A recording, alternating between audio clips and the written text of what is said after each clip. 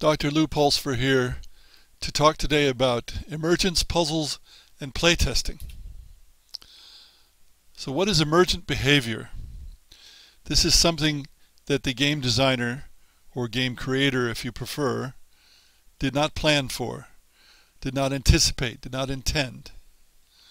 Some of that's going to be undesirable and will require some adjustment in the game to get rid of it. For example, turtling, camping, or a dominant strategy in a game where there isn't supposed to be a dominant strategy. Some of it will be desirable. So one reason to playtest games is to discover the emergent behavior and decide what you're going to do with it, and do that before the game is released. Now, if you have a game with more than one player, with, for example, human opposition, there's going to be lots of emergence because humans are unpredictable and they're inventive and they can try lots of different things, more than any computer opponent we currently have. For a single player game, there's going to be less because the computer opponent or other programmed opponent, if it's a board game, simply isn't going to be able to do nearly as much. And that's especially true if the game has one always correct solution or even several always correct solutions.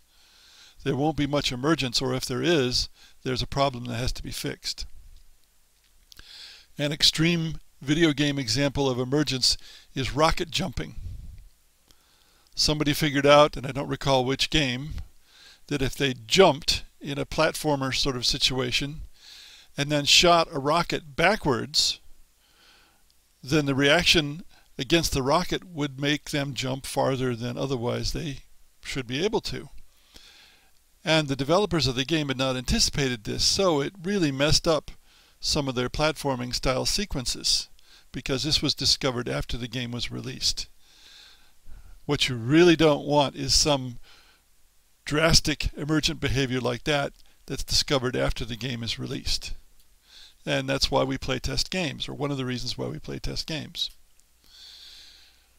Can you have emergent behavior in puzzles? Well, a pure puzzle, a formal puzzle, almost always has one correct solution, and the designer controls everything. So the designer devises a solution, and it's unlikely that there's going to be an emergent behavior otherwise, or if there is, it will be taken out of the game during testing.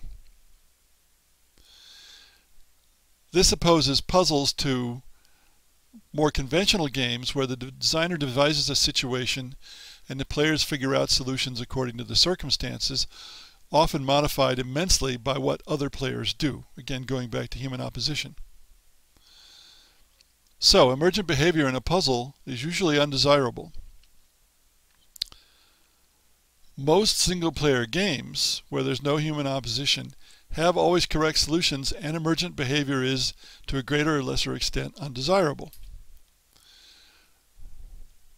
So, as I've said, playtesting can be seen as a search for undesirable emergence.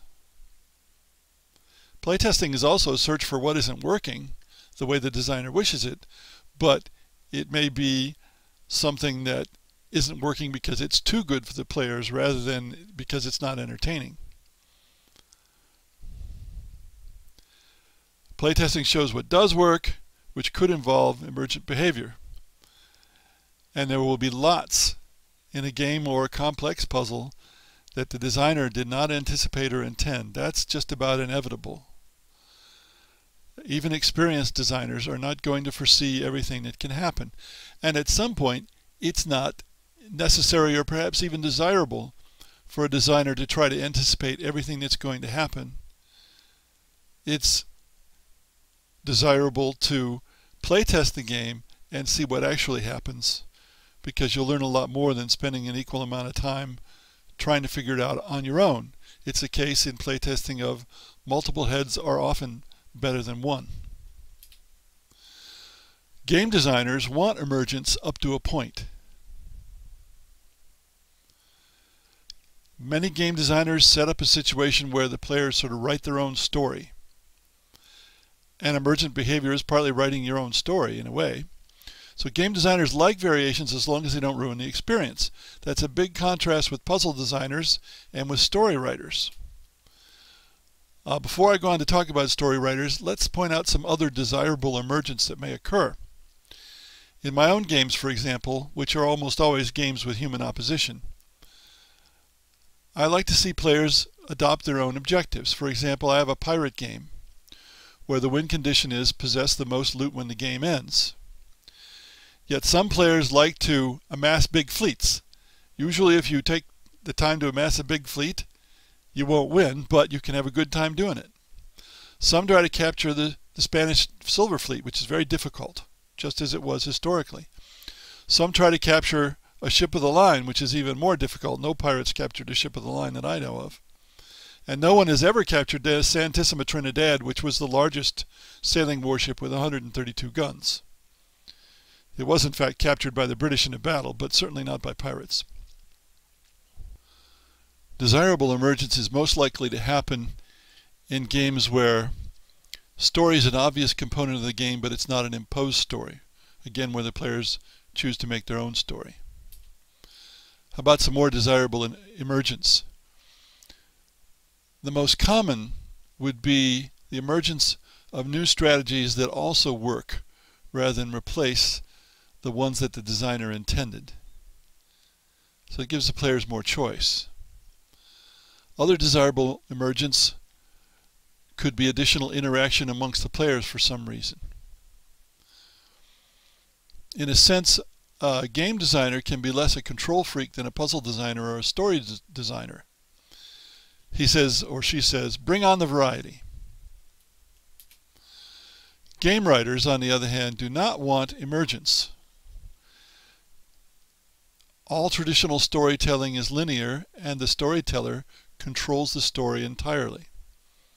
Now, there are experimental types of storytelling where that's not true, and video games is one of them, and some tabletop games. In general, game writers want to control the course of the story and decide when a variation or deviation is allowed.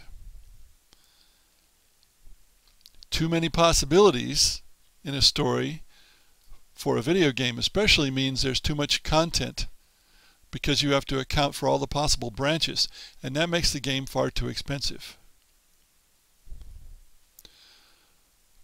You can see how this desire to control naturally derives from single-player games as well, and doesn't come so much from games with more than two sides, like many traditional or recent, I suppose I should say, hobby board games and card games. I talked about this some in a separate video, Are You a Game Designer or a Fiction Writer? So there's lots of different ways to conceive of games, and depending on how you conceive of the game, that makes a difference in how you view emergent behavior. And emergent behavior is something that playtesting is required to discover, and then the designer, according to his or her lights, can decide whether that emergent behavior is going to be allowed to stay in the game or not.